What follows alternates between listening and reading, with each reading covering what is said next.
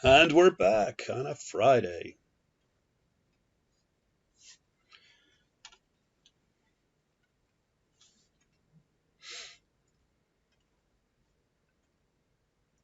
A rainy Friday. Okay. Over here, got to go to 2.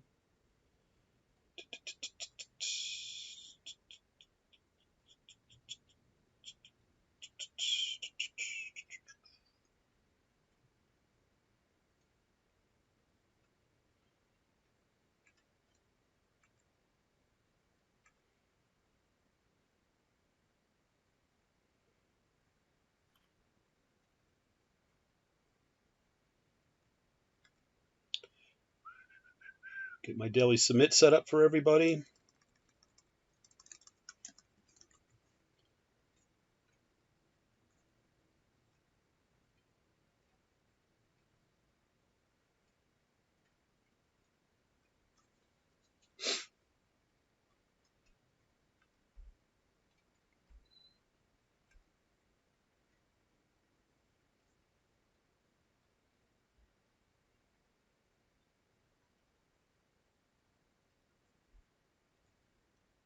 Okay, got that.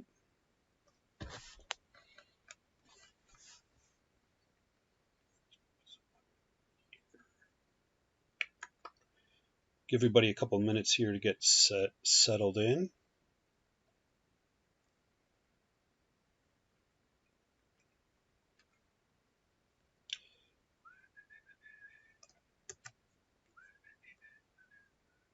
Da, da, da, da. Here we go.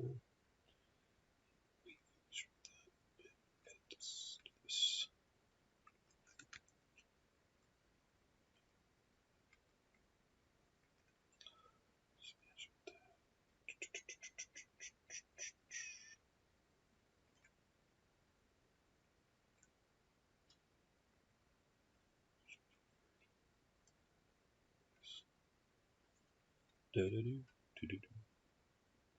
Save changes. Okay. Okie-dokie. There we go.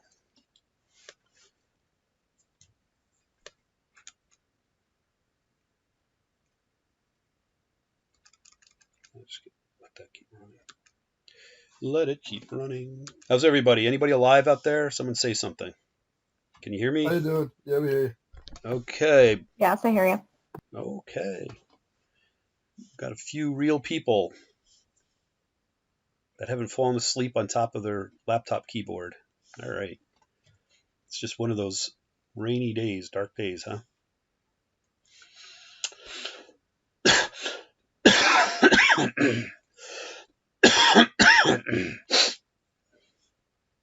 Okay, we have here got 11 people. We need a few more to make it interesting, but we're going to get underway and let everybody else kind of come in. This is an important class here because, all right, I'm going to be talking about the midterm. Okay, so let me make that bigger so everybody can see it. Okay, so these are the items that are going to be or can be on the midterm. I'll come up with sets of questions and then I'll probably adjust for time to see what I think it will take people to do. But you should be thinking about an hour and a half, plus or minus a half an hour, something like that. Okay. This is also a chance. You have to understand that when we do assessments like quizzes and exams, when we being faculty, at least the way that I design part of it is some of it is a learning experience. Okay, so it's not as though I expected you to know terms. Okay, so I'll speak to this part of the midterm. You know, you've seen this on the first quiz. There was 7 questions out of the chapters, just to make sure that I pick some major topics that you want to be able to talk about. Um, my method of teaching is to set everybody up to be hired into consulting. Like if I have a consulting company, I would hire you. I mean, I'm showing you what I need you to learn, and I know that I represent industry very, very well. Okay. All right. A lot of what I get at is critical thinking. Okay. What does that mean? Okay. What is critical thinking? You've probably heard about this, right? You've heard about critical thinking. What really is that? You know, critical thinking means everything when you have something on the line, right? Okay, that's why work has different pressures than taking a course. A course has schedule and obviously assessment challenges and things like that. But how do we get critical thinking going? Okay, and that's why entrepreneurship is a big thing for me here, and I'm looking at increasing this as a activity for students to get involved with, even outside of the class, is to have more meetings about if you can think about how to run your own company, you will do fine. You will do. Those are the same skills you need to succeed inside a company. It's not two different things. Okay, so when I work with startup companies, what's the first thing that what's their first goal? Not be a startup company. All right. Okay. You know, I tell them that and they laugh. I go, yeah, we don't want to be startup. You want to get into the cabbage. You want to get past your break even. It's kind of like swimming out past the swells in the ocean. You know, you got to get past that before you can really get going under sail. If anybody remembers from the movie, what was the one with Tom Hanks? Castaway, right? Castaway. He had a big problem. He couldn't get out past the breakers, right?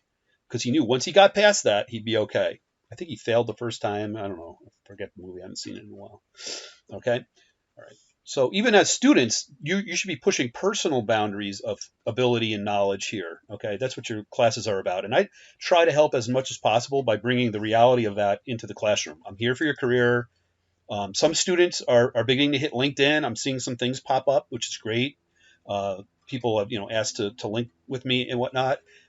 Knock off your minimum of 3, and many of you are going to go crazy and put a lot of things up there. Okay, so by having you do something real like that, these are going to be artifacts in place so that when you have an interview, someone's interested in you, and they do a social media kind of audit, they have tools that I don't even have. They can look and find you on social media. Okay, so you want to make sure everything's representative of how you want to be represented. Okay, for many people, the solo cup is the bane of online photos that you have of yourself that can be found. No solo. Right. Just make sure they're tasteful, whatever you're doing there, right? Of course, it depends on what kind of job you're after too. Maybe that would be good for some jobs. I have no idea. I mean, if you're going to go work for solo, maybe you want to have solo cups, right? Okay. All right. So the items that are going to be on the final, I'm going to be going over the House of Quality. There was some mild questions in Chapter 3 homeworks about this, but this is something that I want you to have as a framework for business, okay? I might ask some questions about Excel functions for business. I'll give you a little business problem, and you might have to solve it using Excel. Okay, it'll be types of functions that you already use, nothing outside of your experience on that, right? Just want to make sure everybody's getting fluent with Excel, right? Now, the big challenge question is going to be the one I've been talking about. It's coming. It's all coming together now.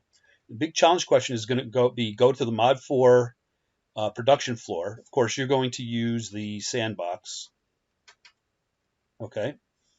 Because that's open. It's always open. And you need to go out and figure out, why do our estimates, I should have put in here schedule. Why do our schedule estimates come out longer than the actual? Or in reality, write that in here.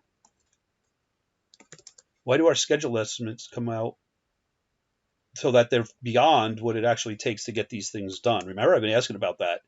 And the key to that is going to be use the manual. Okay, so you need the manual.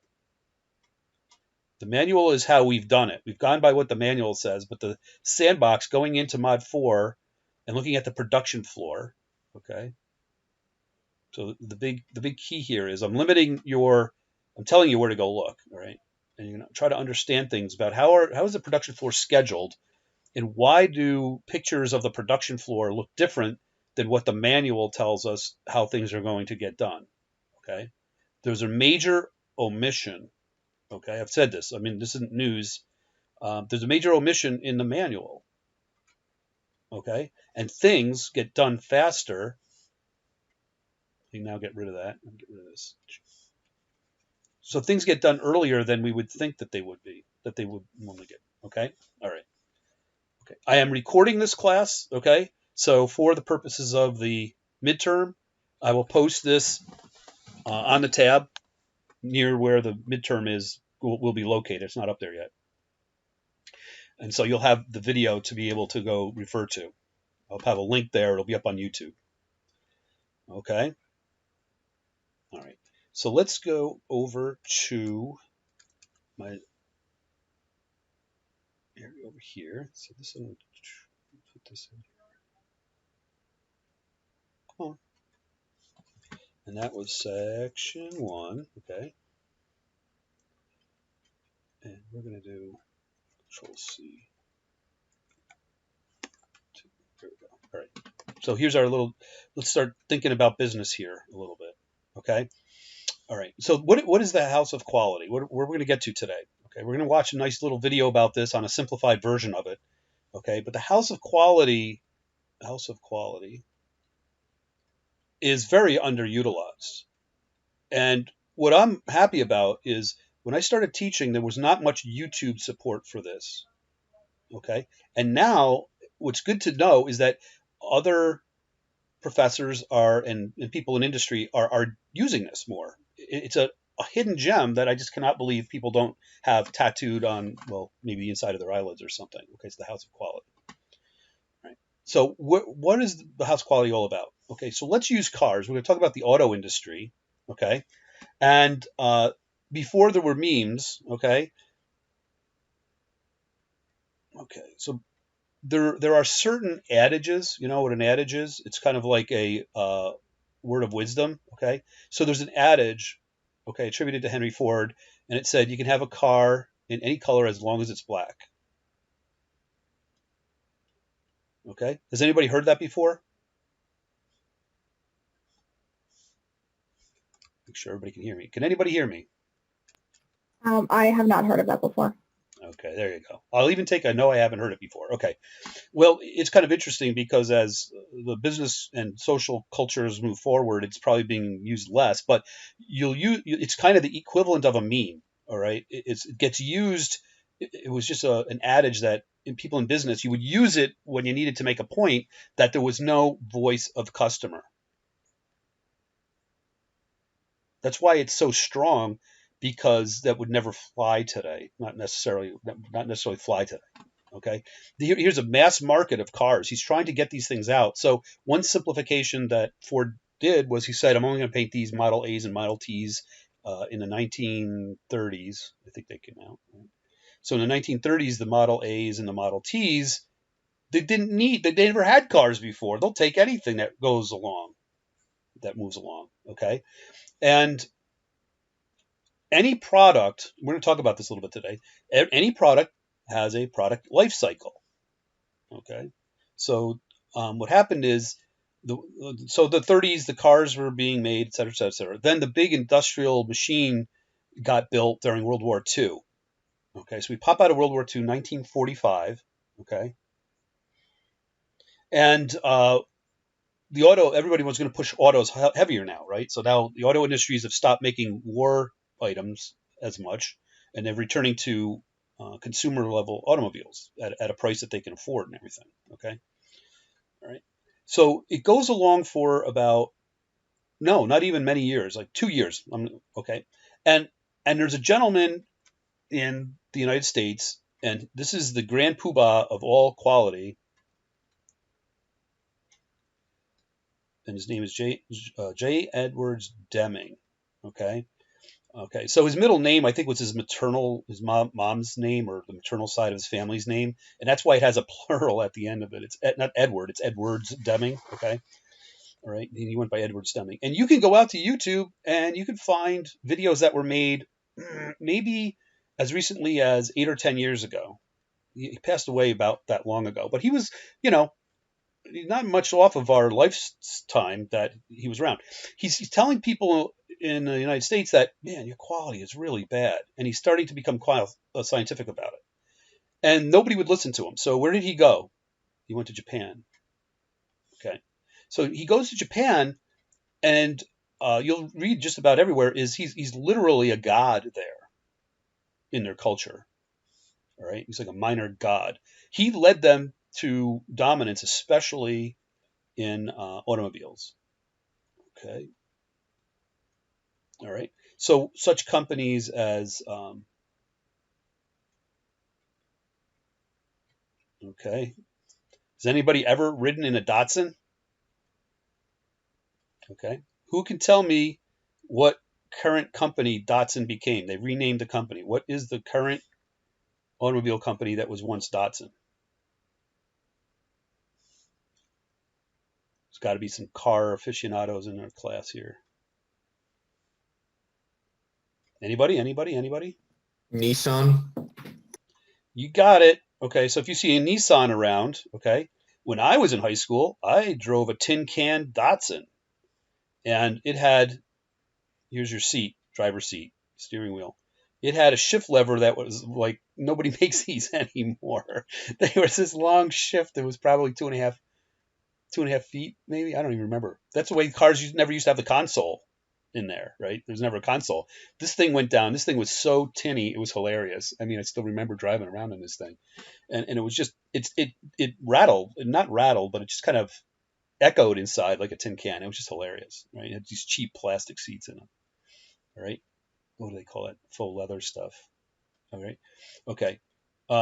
Big one, Toyota. Okay, so Toyota was his main people a group. You'll find research still going on about how Toyota became so strong. So read about the 70s. Early 70s there was the oil embargo, the big Iran thing happened, and oil prices shot up. What do you call it? The inflation rate went up. I think if I do a quick check on U.S. inflation in so you can do this nowadays. Wonderful. You all have the internet. Okay, U.S. inflation, let's call it 1972.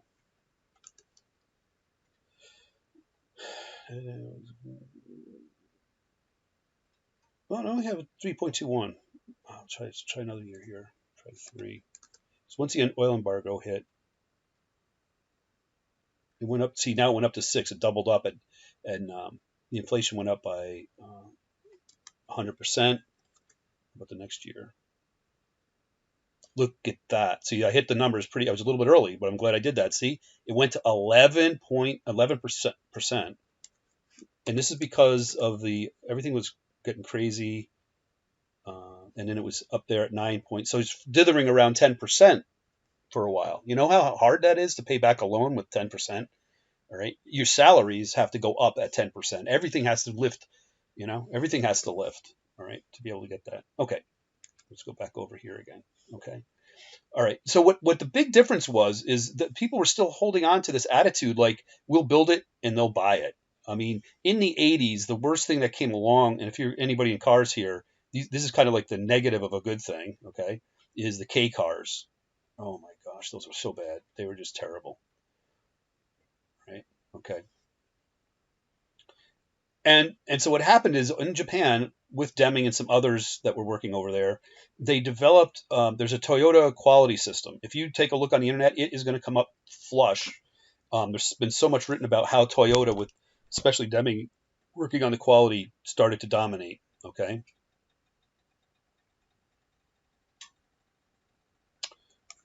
Okay. All right. So what happened is there's a term in Japanese that doesn't translate to English perfectly. In English, it's called quality function deployment. So if you just think about those 3 words, quality, okay, we've got that taken care of. Function, it has something to do with how do you design a company so that it has quality function, all right? And how do you deploy it? How do you actually get it on the street? Okay, and there's a whole lingo in quality and management that came out from this, and we use the Japanese term for it. One of them is Genki Gabutsu, for instance. Genki Gabutsu, right? And that means get out of your chair and go to the customer. Find out on the manufacturing floor what's wrong. You can't sit here and think about it.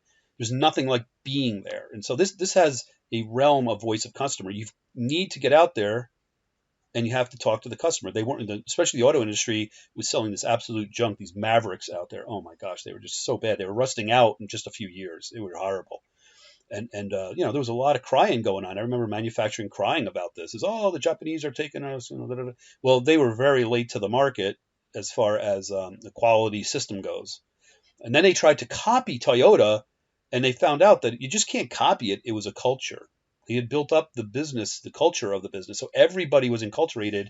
And of course, you have a significantly homogenous society in Japan. I recommend going there if anybody has any interest. I went over there for 1990, whatever it was, for 4 trips. Each of them were about 3 weeks, and I just really enjoyed it. It was a good time to be there. Okay, so the quality function deployment is kind of at the top level of the consideration, and then you have voice of customer, and then the mechanism to which we get to the voice of the customer. One of the tools that we can use is the house of quality.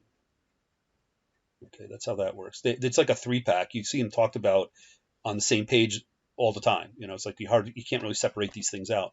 Voice of the customer just kind of says what would be shocking to you. The world has gotten so good at the voice of customer that it's now inverted, where the customer has power. The voice of the customer has extreme and potentially devastating power because of social media, right? With what's the one where you can rate your restaurants? What's that one called again? Who knows that one? What's the social media site where you can rate? You just had a restaurant. Yelp. I just couldn't think of it. It's in the news right now, right? They're in a little bit of trouble. Okay, so what we're going to talk about, I'm returning to chapter 3 about this house of quality. Okay, and I'm going to show you. Unfortunately, wait a minute. I haven't. People, you have to tell me when I'm not sharing screen. I'm not sharing screen. I just missed the whole thing. You got to tell me that. All right. Here I am just talking. Okay. So let's get this down. See, the problem is I have to switch. It's too bad I just can't have one Zoom. In fact, that might be the way to solve this next time, is just have one Zoom for both sections. You come in one after another, and then I wouldn't forget to do that. Okay, but you got to tell me. All right. Okay. So the things that I had been just discussing are now, you can see I was writing them up there. Okay, so let me just stop share for a second here and come over here. And I just want to cover this back up again for a sec. Okay. Now let me reshare. Where'd it go? Seriously, like, where did it go? Here we go. All right. Okay, so let's talk about. I'm trying to grab it. Okay, so when we talk about putting products out there, we're wrapping a lot of things together here. How does operations production affect getting out to the market? Okay, so let me reproduce this. Control C. Okay, so the goal of what we're after here, the core structures, frameworks that we use, this is mega classic. And if you run this past Dr. Scardillo in marketing, okay, this is, I'm not sure you don't see it there. This is an everyday work tool when you're in the process of trying to going out to enter a market. Okay, so let's go over what this means. Okay, so this says the application of quality function deployment. All right, what you have to realize or think about when you go out into the market are some things that I'm going to talk about here. Is we have this quadrant set up. Okay, these 4 boxes. All right, and across the bottom, we're talking about the product concept being a familiar one or being something completely new.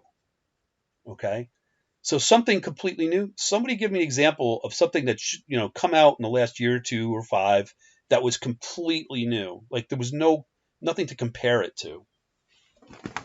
I've got one in mind. There's like wireless like earbuds and stuff like that came out. Like they had there was wired ones, but there's nothing wireless, nothing like that. That's good, but see, like I'm wearing a set right now. I have these Jaybirds in here right now, and that would be, people already had the function of earbuds, and so I would consider this more incremental. It depends. It's semantics. I mean, you could kind of look at it how radical it was. Okay. Now, one of the things we need to talk about here is the product life cycle. So that might help us understand maybe how to pick up an example of this. All right. So this is time across the bottom. Okay. And before you were even aware, probably before you were born, okay, the way the electronics world, how did we end up with cell phones with all these functions packed into them? Okay. Well, a big breakthrough came through, what do we call them? Pagers. Okay. I don't think anybody here probably even knows what a pager is. People used to wear them on a belt. I never had one of these, okay, especially for work. You wouldn't have them for personal use, really. It was for work. It's so, especially like field deployed people, like repair people and maintenance and anybody that's calling on customers to get in touch with the office. They'd have pagers and it had a phone number. They used the phone system and it was wireless, but it wasn't the cellular system that we use now. I believe it was. It wasn't real time. We didn't talk on these. All it had was a little. It looked like the size of a cigarette pack, and the top of it would have. Some of them just had LEDs, just indicators. And when you would get the call, you'd have to go find a phone and call home. It was like a call home thing. That was about it. And then they put a little display on there. It might have been 16 characters long. And then they got one that might be like 16 by 2 characters long. And people started subscribing to things like sports to get the latest sports, results, and certainly stock market. Okay, so stock market, those two things, if not other things. Okay, but those are the big things. And then when you got paged from your company, they could send you more of a message. Now they could tell you they might say, call us if there's a problem, right? So don't call us if there isn't a problem, that kind of thing. And then what happened is the cell phone came out.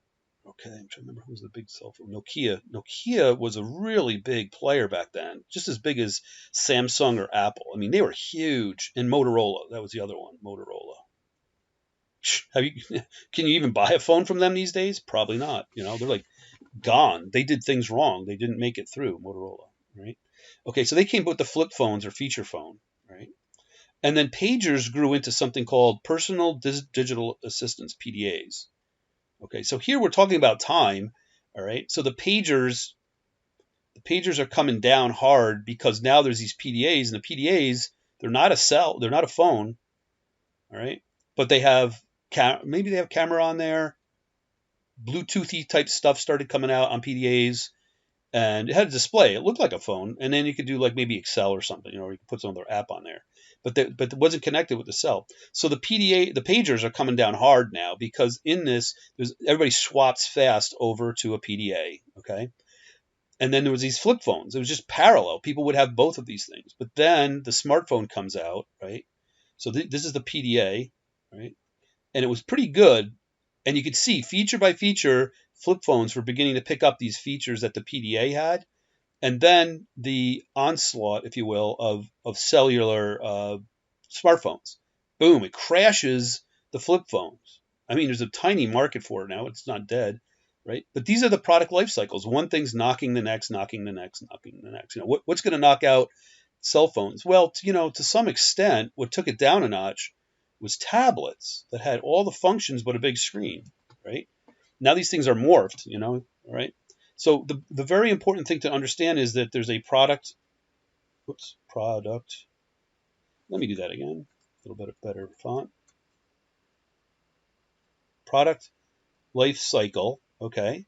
And then within that, above that, there are sector life cycles. What happens is, for instance, there used to be a choice of 15 to 25 browsers out there, or search engines. Same thing, search engines. So what's a browser now is Google. Okay, so they dominated. And then who does searches? For the most part, it's either Chrome. What would you vote the second most used one would be? Does anybody here not use Chrome? Probably like Microsoft Edge, because that like just came out for all like Windows 10 stuff and stuff like that. Okay, so you have Edge, and what's the other big one? Firefox. I was just wondering if anybody uses Firefox.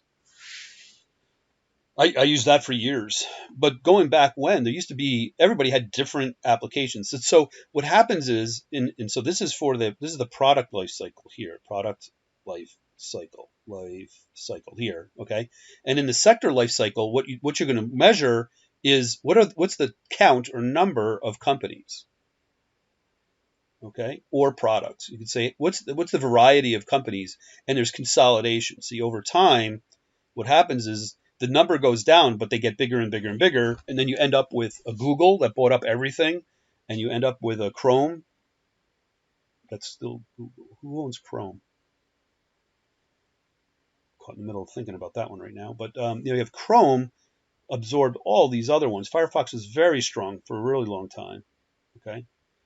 All right. So we have to understand, this is the chapter 3 part that we want to know is, do we have a product that is a copy? All right, where we're going to go in this quadrant system that we have here, this quadrant system. All right, the lower left says we're basically crashing a mass market in the lower left. It says something that's familiar to the people out there. It's an established market. See, this is market, and at the lower end you have like an established one, lower risk. We know it's there. Okay, the risk is the fact that you're a late entrant. Okay, you're trying to get a product in amongst a plethora of other almost exactly the same products. Okay, or are you going to take that product to a new market? Okay, so what would that look like? All right, the upper quadrant here. Well, an interesting thing about computers was that for a very long time, U.S. was lucky enough to foist its garbage computers out to developing countries, and then these things started globalizing a little bit more, and they might have more global counseling come in and say, no, don't. Why are you taking the garbage from the U.S.? Basically, 2-3 generations out, computing equipment. Okay, and so if you start thinking about communications, they went from primitive where they didn't even have phone lines to cell phones really, really fast. Okay, so what's strange is the big push in the United States. We invented a lot of it. Okay, at the beginning, we invented a lot of it, but we just took it to the new markets. We would take it to areas. I traveled to Mexico in the late '90s. I was doing some business down there, and we had to get some equipment installed, and I couldn't get a landline. They just jumped over using landlines. Okay, so that's an example of the cell phone started here, and they leapfrogged the technology in such places as, say, Mexico. It was easier for me to get a pod or a puck that hooked up to the cell phone network than it was to get a line. That's a big deal about I'll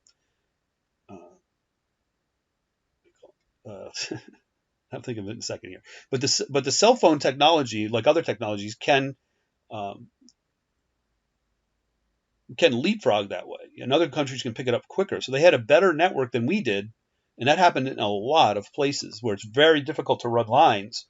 Old cities, London, something like London, even New York, it's like crazy trying to, find a path to run physical lines anymore, right?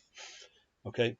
But one of the things that happened down there, for instance, and across the world, is what did cell phones do? They knocked out unions that were doing installs for the landline type of business. Now you just shove a puck into your COM port on your whatever device you have, and you're onto the cell phone.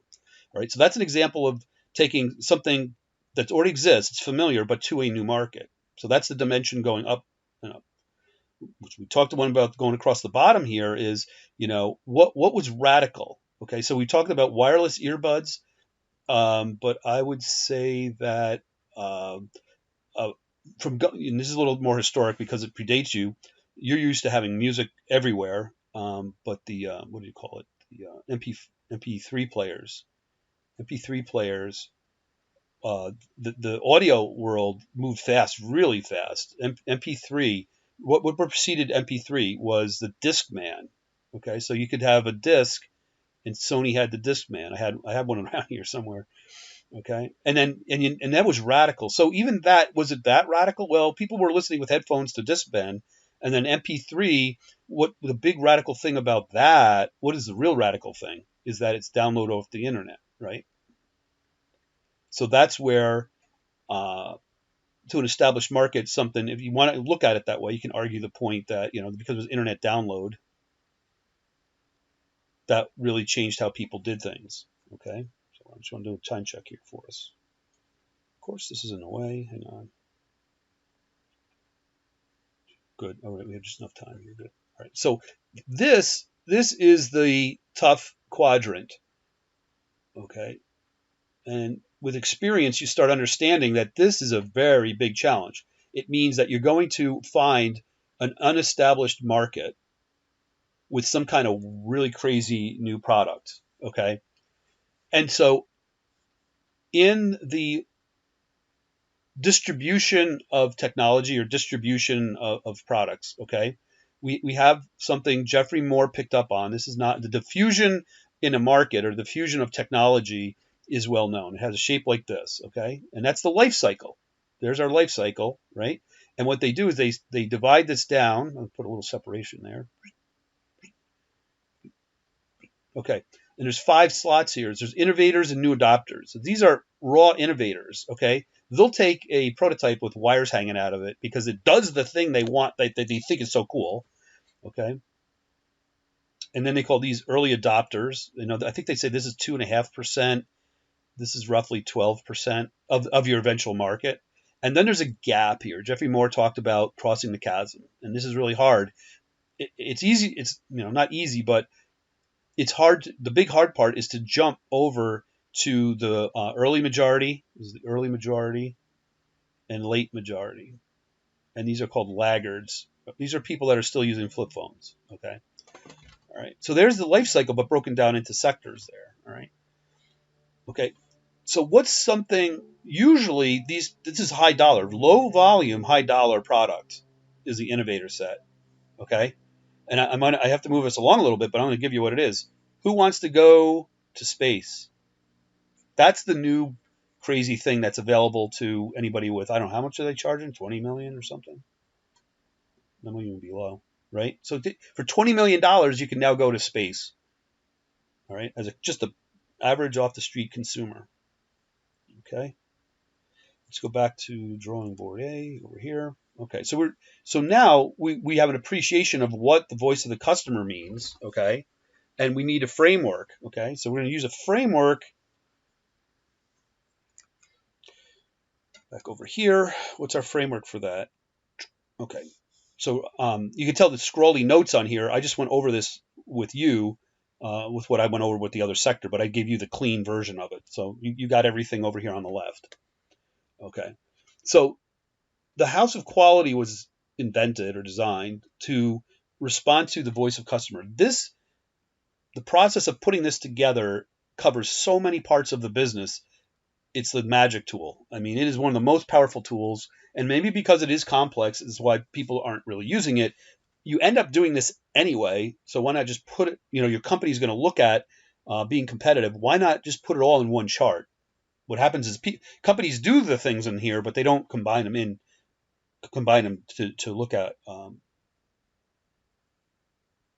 into an integrated space like this, or an integrated model. Okay, so if you look at it, why is it called the House of Quality? Well, you got a peak here. Oh, big deal. Okay, so that's the big reason. Oops, back here. Jumped out of the way here. Let me put my cursor there. That's the problem. Okay. All right. And so there are different areas. So we're going to look at this chart. It's going to set up like a grid, like Excel is. But this is just giving us the names of the different areas. The technical, well, I'm not going to even go up there yet.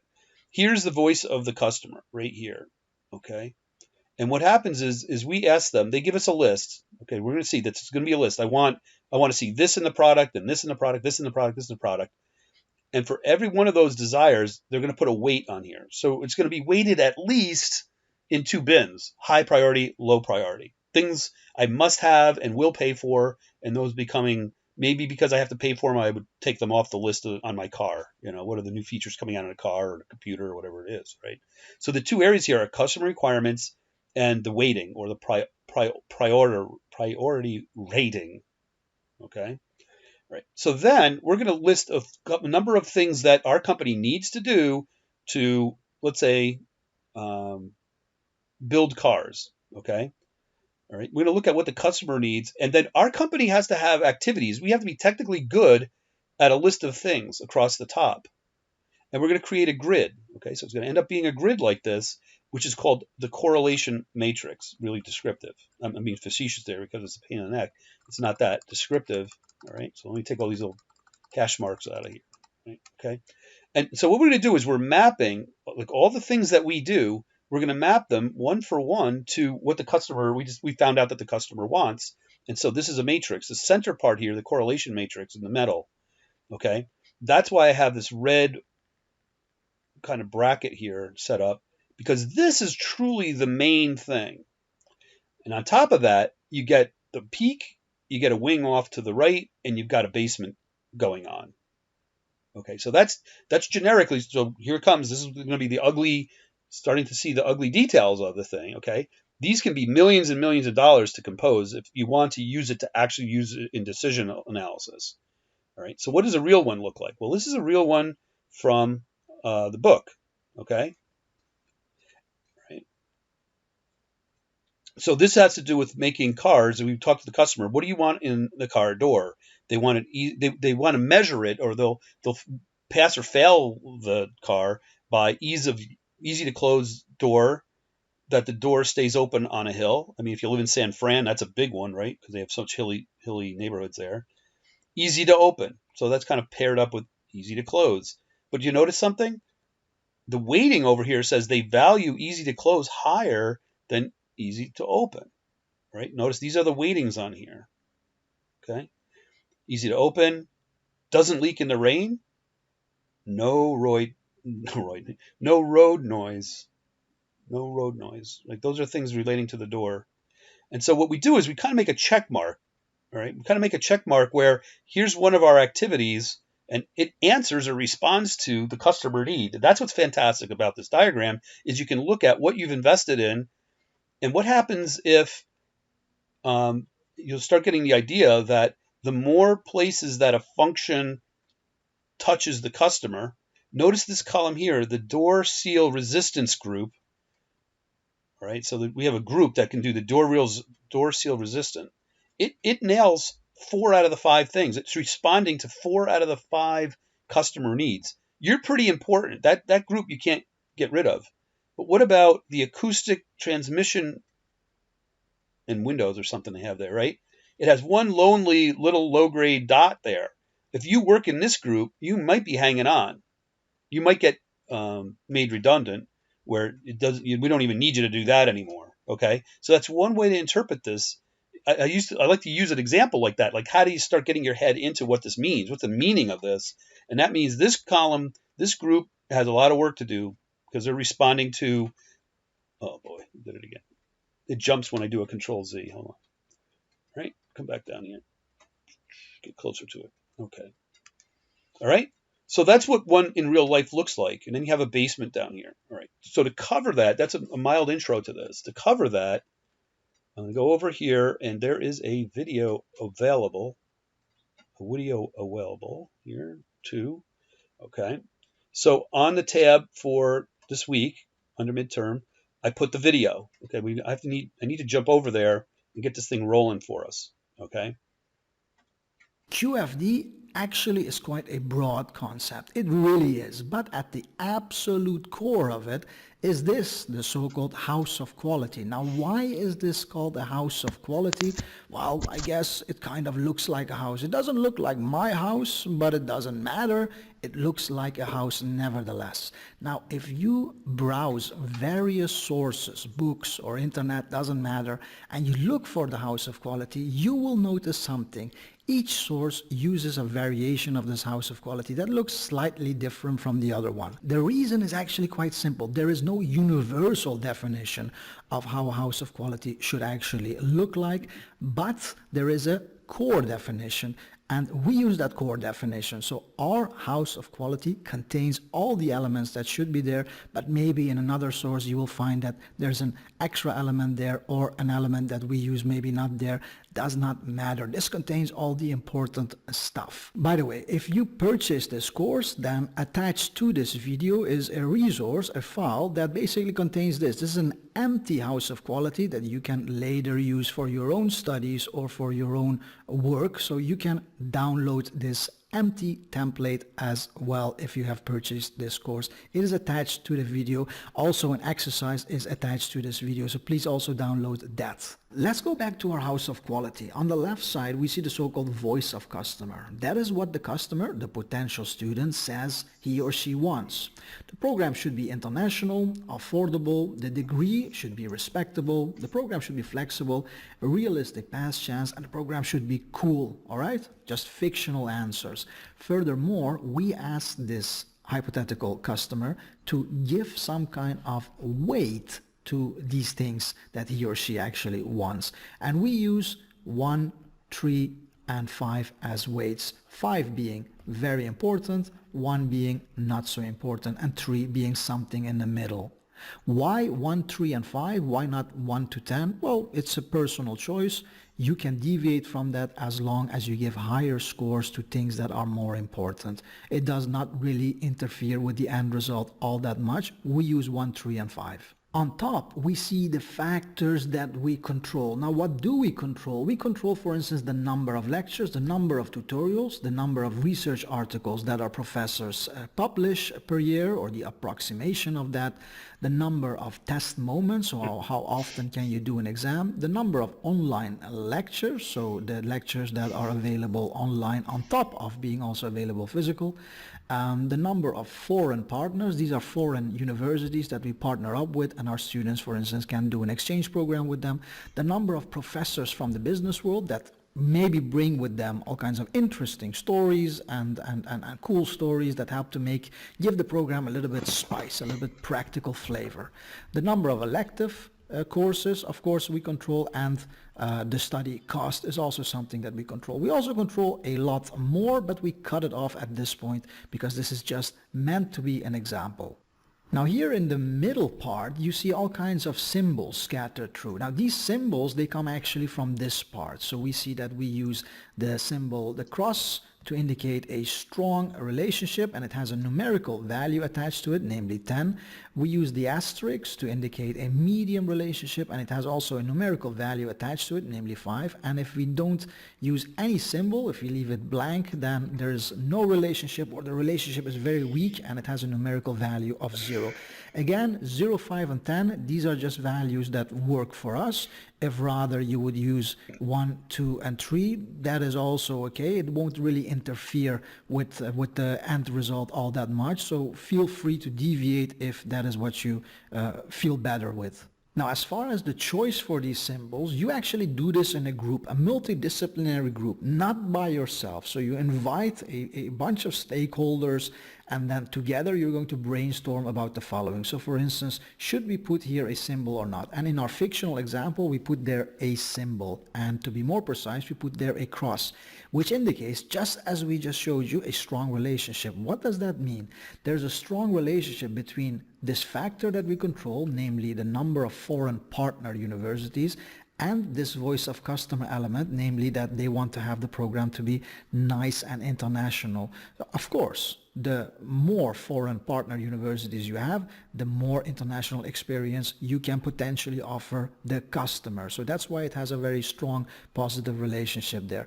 Why is there no symbol here? Because there is no relationship, or a very weak relationship, between the number of test moments and the voice of customer that says, I want the program to be nice and international. That's why this part is empty. Okay, so I assume the logic there of these symbols and what you fill in when is now clear. I'm not going to waste your time by going through all of them. Please take into consideration that a level of subjectiveness is always there, okay? But you try to minimize the subjectiveness as much as possible by working in a multidisciplinary group, which hopefully prevents any kind of bias there, okay? But please realize, if someone else fills this in, there might be a slight deviation from what you fill in. What we do subsequently is we actually continue to these importance factors, which you see over here. Now let's have a look at one of these values. For instance, this value over here, 65. How do we arrive there at this value of 65? Well, we look at the symbols that you see in this column, and that is this one and this one. This one indicates a value of 10 and this one indicates a value of 5. You can see it basically here. Furthermore, we see here the weights. So we multiply the weights by the numerical value of these symbols. So we have 5 times 10, that would be this part, and we have 3 times 5, because this value is valued at 5. So 3 times 5 and 5 times 10, this is 50 and this is 15, and together they are 65. Okay, so together they are 65, and that explains basically why you have this value here. The same principle also counts for the other values. I'm not going to waste your time there. I'm sure the principle is now clear. Now, how do we interpret these values? Well, as follows.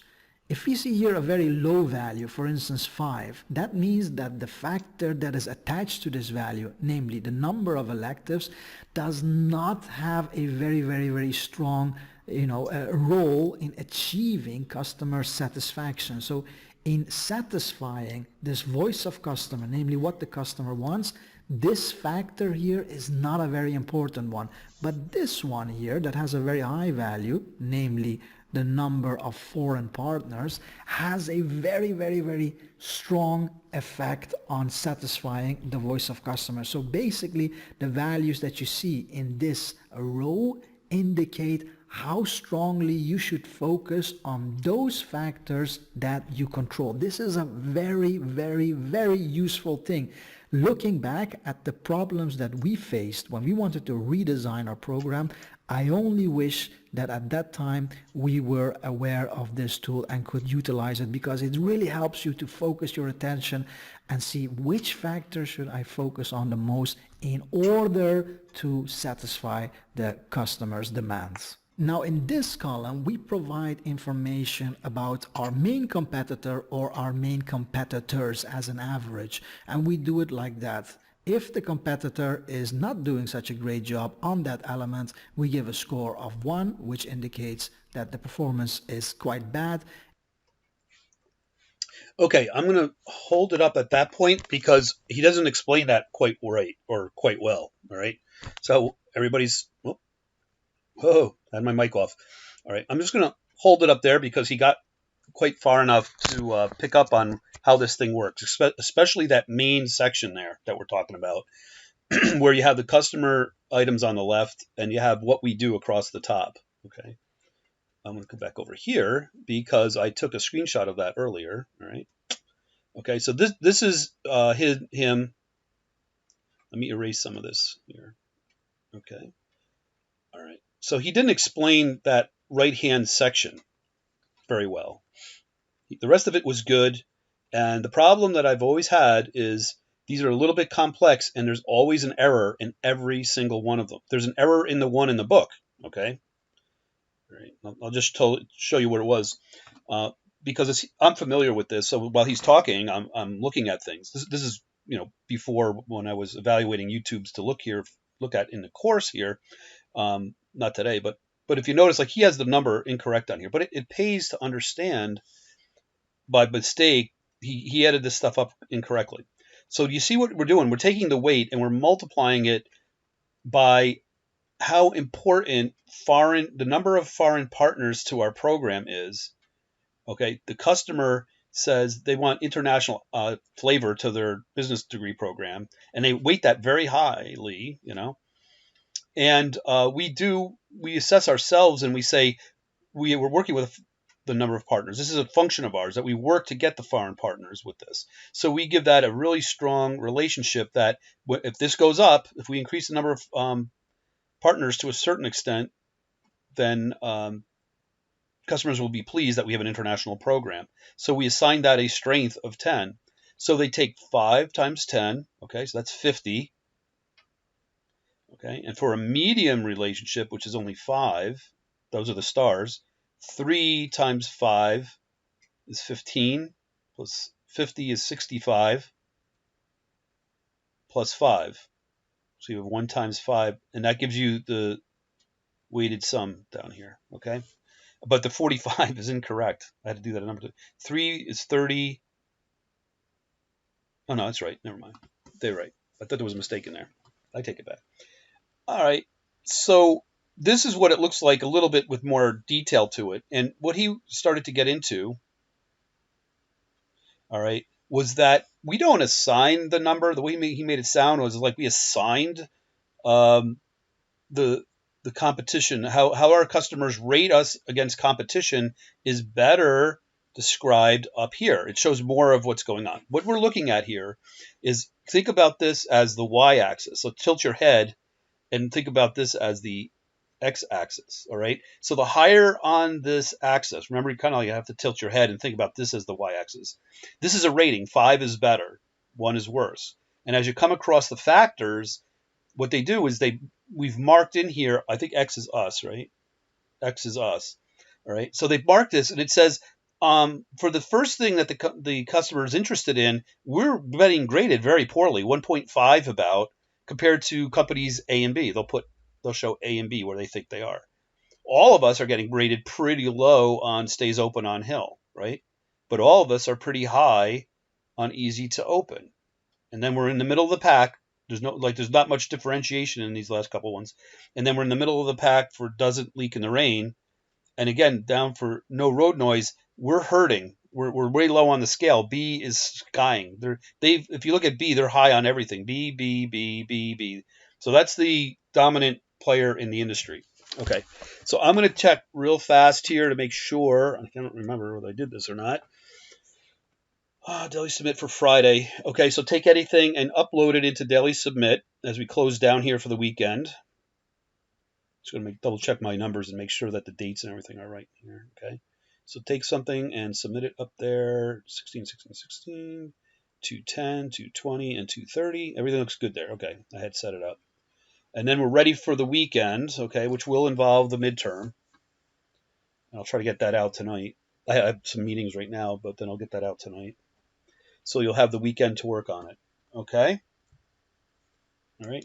But we really only touched part of the House of Quality, and I'm going to limit anything I talk about on the midterm is to just get the idea of what we're talking about. So this is a more detailed one. I'm wiggling the mouse cursor around a little bit. This is a little bit more detailed than the one below. So the gentleman was trying to explain it with a simpler version of it. But these can cost $1 million and up to produce. By the time you get people across the company enculturated with this so that they're supporting it and they're giving you good data and they're not just flipping any data over to you, you need to have data that you can depend on. And so every company should have this. And if you're going to pick a place to work in this company, how would you do it, right? If you're looking at if the score here represents the inverse of risk, okay? So if it has a low number, that means it's very unimportant to the customer, at least on these variables, okay? And so electives are and this is an example, it's not real, right? Examples kind of register a little blip when a prospective student is looking for a cool program. It's a little blip. It's the only place it registers. It has a 5. Okay, so what you might do if you're in big management, high management, you'd be going to the electives group and say you got to work on yourself getting more important here.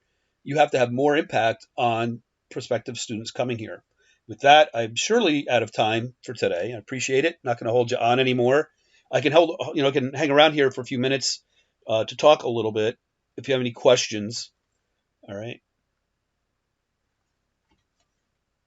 But otherwise, thank you for your attention. And we didn't have complete attendance here today. We didn't really hit the number. We have more people are not showing up today. All right. So have a good weekend. I have no idea what the weather's supposed to be.